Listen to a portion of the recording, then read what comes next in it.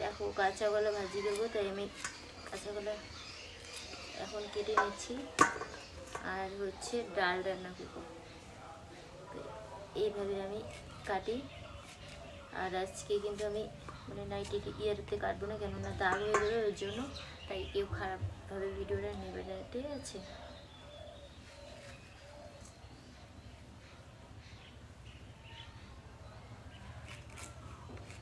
কারেন্টটা দেখো কাঁচা কলা ভাজি করবো, তাই আমি কাঁচা কলা এখন কেটে নিচ্ছি। আর হচ্ছে ডাল রান্না করবো, তো এইভাবে আমি কাটি। আর আজকে কিন্তু আমি মানে নাইটি ইয়ারতে কাটবো না, কেননা দাগ হয়ে যাবে ওর জন্য, তাই কেউ খারাপভাবে ভিডিওটা নেবে না, ঠিক আছে।